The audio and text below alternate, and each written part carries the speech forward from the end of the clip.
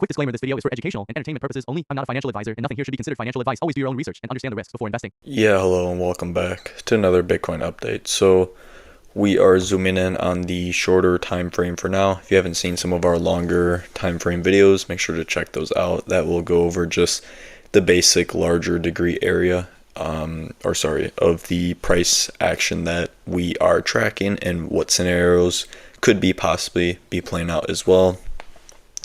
Really quickly, if we start off in the shorter time frame, I just wanted to quickly highlight this before we begin. So what we've been tracking is a possible extension in a larger degree B-wave corrective rally, since we've had this large sell-off that we have been tracking, which happened in an ABC corrective pattern.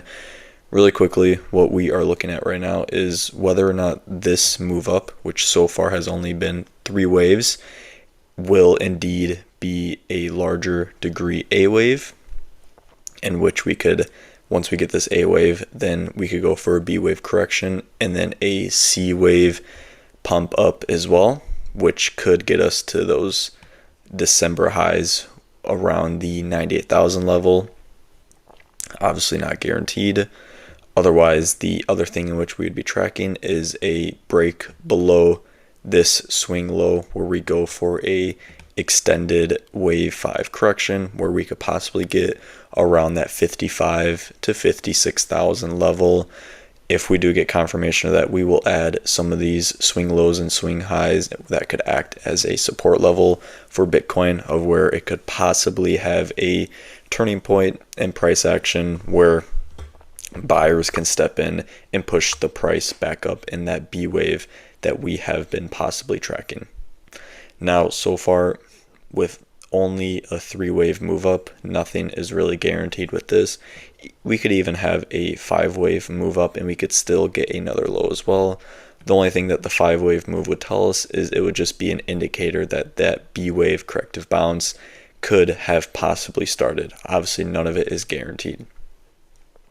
Now, so far for this, what we are tracking is whether or not this A wave will be a 3-wave move up, in which we could track this as a B, C wave, all in that A wave, or whether this will be a 5-wave move up in an A wave, which I have this possible with one more high. It could just be all of the A wave, and then a B wave, and then a C wave up, or whether this is just a 4th wave corrective bounce, and then we will start that 5th wave to the downside. Now, I added a support and resistance zone for this as well. It's totally possible that we may not even enter this resistance zone, but we did already. But it's possible from here we just possibly enter this resistance zone, and then we can get rejected and start that 5th wave down. But this could also just be this could just be a B wave corrective move, and then we could have that C wave up if we break through resistance, which stands at 68,529 to 70,531. And our support for this B wave is between 62,668 to 66,176. Like we usually say in pretty much every video, is it's okay if we get a little bit below the support. And as long as we bounce back into it, what we do not want to see is a decisive break below, because that would confirm that this 4th wave has topped and we could start that 5th wave to the downside. Now, same thing for resistance, totally possibly break a little above it, and then we can start heading down from there.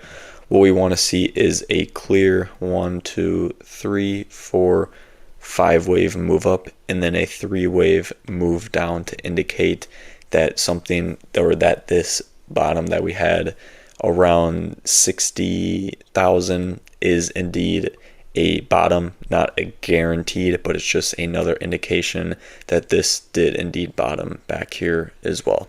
And we could be in the start of that B wave bounce, or possibly something more bullish if we were to break through that larger resistance zone like we've been showing in the last few videos.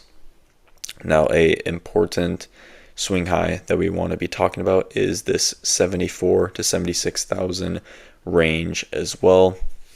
That would be a good at least target for this A wave to at least break above these swing highs and then form a 3-wave corrective move, and then the start of that C wave. So yeah, that's pretty much everything for this video. This is basically what we're tracking in the shorter time frame. Hopefully that was simple and nothing too hard to understand or difficult to see happen. But yeah, thanks for watching, and we will see you next time.